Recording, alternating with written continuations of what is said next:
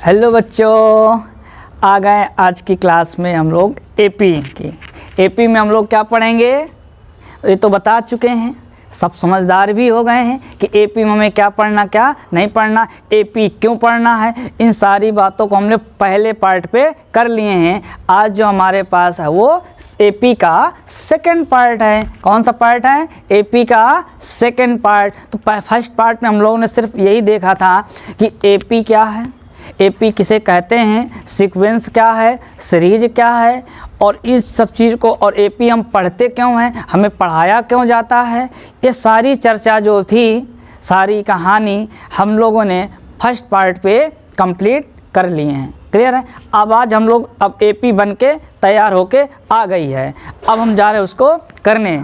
Clear है? हाँ, जैसे कि एग्जांपल भैया है कि चाय वाय में कितना क्या क्या चाय क्या होती है, चाय में क्या आइटम डालते क्या नहीं, क्या चीज़, सारी चीज़ें हैं। अब वो तो पहली बात कर लिए।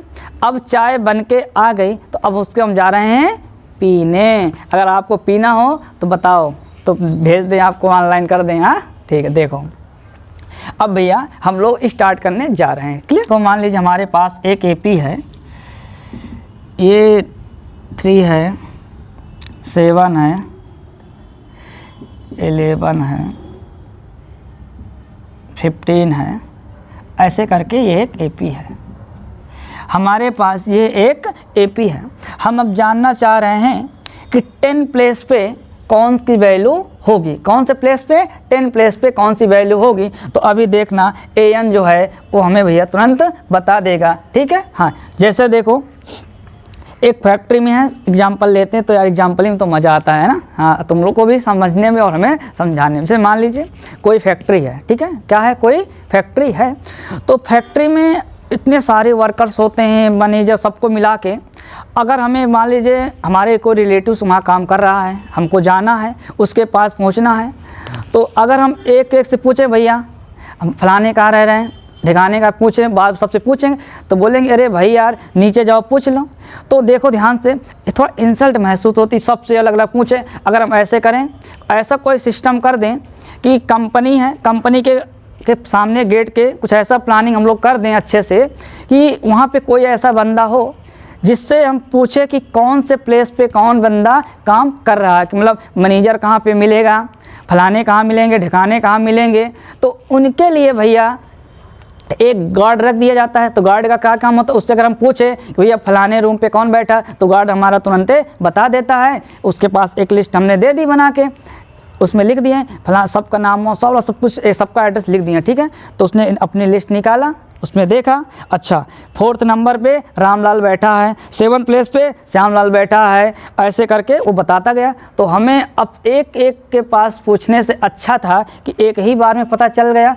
तो इसी तरह हमारे पास जो an है वो एक फैक्ट्री के गार्ड का काम करता है, जिसका काम होता है कि कौन से प्लेस पे कौन बैठा होता है। क्लियर है? वरना भैया धक्का मुक्का करते जाओगे, पूरे क्लास में पता करते रह जाओगे, पूरा दिन बीत जाएगा, पता चला कि भैया तो मिले ही नहीं। फिर अगले दिन तो भैया काम था तुम्हारे 10 मिनट का और उसमें भैया तुम लगा दिए पूरा दिन। तो इसलिए गार्ड को हमने रख दिया, उसके पास हमने एक लिस्ट बना के दे दी, उसने नाम देखा, जिस रूम में जिसको पूछना है हमने पूछा, तो हम पता कर लिए, चले गए। क्लियर? तो इसी तरीके से हमारे पास an क्या है, एक गार्ड। कौन सा गार्ड भैया? एपी का गार्ड है, जो बता देता है एपी के कौन से प्लेस पे कौन बैठा है। कोई दिक्कत? कोई दिक्कत हो भैया तो कमेंट करके भैया ज़रूर पूछ लेना। क्लियर है? हाँ देखो, तो हम जानना चाहते हैं कि जो हमारे पास एपी है तो इसके 10th प्लेस पे कौन सी वैल्यू होगी। तो बताए थे an हमारे पास काम करता। तो देखो यहाँ से a बराबर कितना निकला आया, 7। अब बड़े भैया से छोटे भैया घटाते हैं तो d निकलता है, तो d बराबर 7 माइनस के 3, तो d बराबर कितना निकला है भैया, 4। अब कौन से टर्म 10 की बात कर रहे हैं तो n बराबर क्या हो जाएगा भैया हमारे पास 10। अब हम जानना चाह रहे हैं an से फार्मूला, तो हमने लगाया an बराबर a plus n minus 1 into D. कोई दिक्कत? अब देखो भैया, तो an जो है वो एपी का एक गार्ड है जो बता देता कौन से प्लेस पे कौन बैठा है, तो हमें कोई दिक्कत वाली बातें नहीं होती है। हाँ, अब चलो तो n की सारी वैल्यू पुट करो। तो a की वैल्यू कितनी है, n की वैल्यू कितनी है 10, a की वैल्यू कितनी है 3, प्लस 10 माइनस 1, डी की वैल्यू कितनी निकली है 4। भैया हमने ए 10 बराबर 3 और 10 से 1 कब तक भैया आ जाएगा 9 इंटू 4, तो 3 प्लस 36 तो आ जाएगा 39। मतलब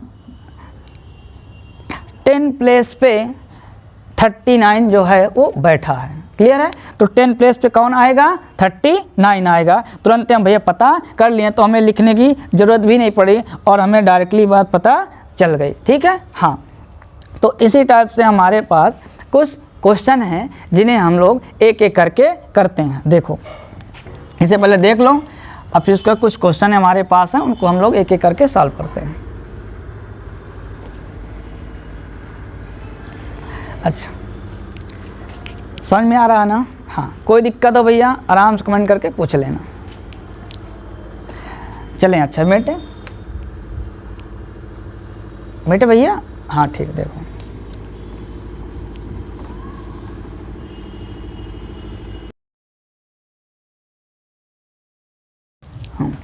देखो, अभी हम लोगों ने इसकी बेसिक पूरी पढ़ ली, ठीक है ना? हाँ, चलो अब देखो क्वेश्चन लोग करते हैं।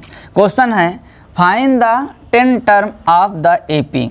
हमारे पास जो एक ये एपी दी गई है, इस एपी का 10 टर्म क्या होगा? ठीक है, देखो तो यहाँ पे हमारे पास जो एपी है वो 2, 7, 12 अब हमें 10 टर्म चाहिए। तो भैया हम बता चुके हैं ए बराबर हमारे पास 2 गिवन है और डी की वैल्यू निकलती है, ये छोटा भैया ये बड़ा, तो बड़ा भैया माइनस छोटा भैया, तो 7 माइनस के 2 इक्वल टू 5। तो डी कितना निकल आया 5, और एन हमको पता है कितना 10, क्योंकि 10 टर्म पूछ रहा था।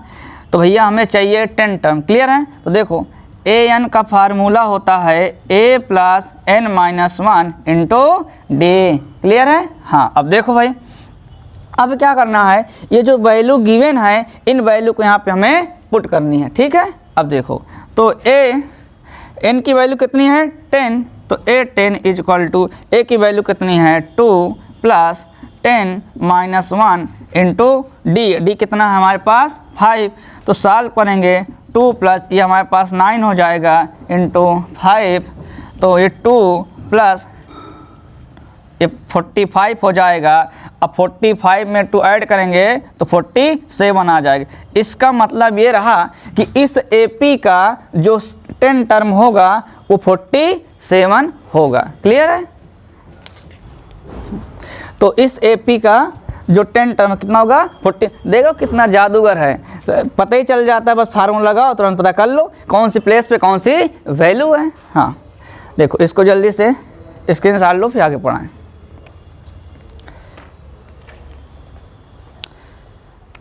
चलो ठीक, अब देखो क्वेश्चन नंबर 2, क्वेश्चन नंबर 1 हो गया हमारे पास ये।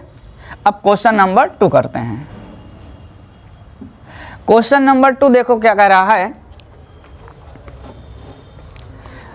Find the 15 term of the AP. ये हमारे पास एपी गिवन है, तो हमारे पास जो एपी गिवन है ये है -5 और -5/2 0 5/2। तो यहाँ से निकालते, तो पहला जो टर्म हमारे पास फर्स्ट टर्म है तो हमने लिखा -5 और डी देखो थोड़ा सा सही नहीं लग रहा, तो इसको सॉल्व करते हैं। तो भैया -5 यहाँ माइनस लगाते हैं और फिर जाके नंबर लिखते हैं तो -5, तो हमारे पास आएगा -5/2। ये माइनस क्या हो जाएगा +5।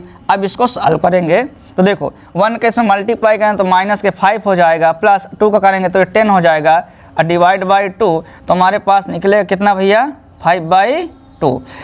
तो डी बराबर कितना निकलाया 5/2। अब डी की वैल्यू कितनी निकला हमारे पास 5/2।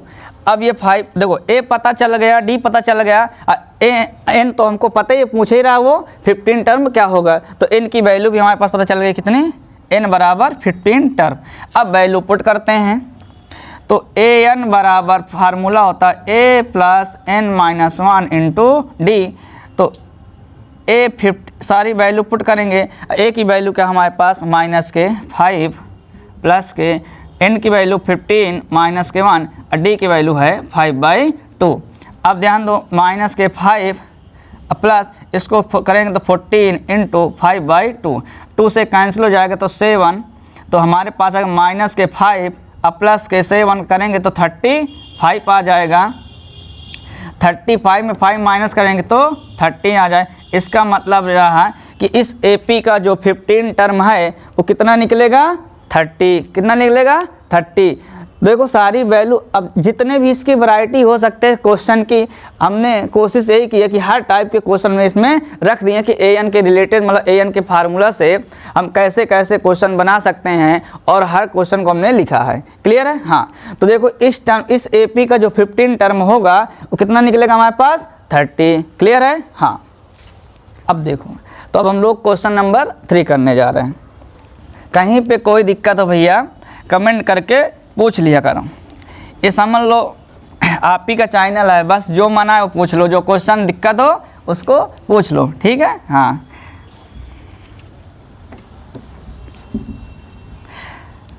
देखो बस चैप्टर को ना अच्छे से फील करके पढ़ के चलना है, समझ के चलना है कि भैया ये चैप्टर जो है हमें सिखा क्या क्या रहा है। देखो रट्टाफिकेशन नहीं करना कि ऐसे कि क्वेश्चन भैया देख लिए और रट लिए, ऐसा नहीं। ये क्वेश्चन में हम लोग देख के चल देंगे कि आखिर ऐसे ऐसे क्वेश्चन बने तो हम किस किस टाइप से क्वेश्चन को सॉल्व कर सकते हैं। अब देखो एक नया क्वेश्चन है हमारे पास, फिर यहाँ पे कह रहा है which the term of AP।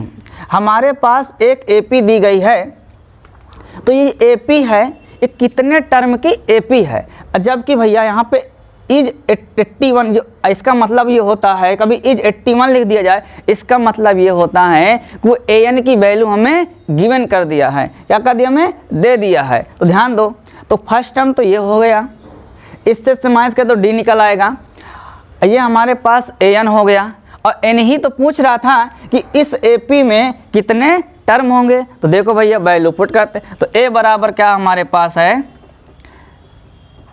A बराबर भैया दिया है 5, और D निकल आएगा 9 माइनस के 5, तो D बराबर निकल आएगा 4, और AN हमको दे दिया कितना, 81।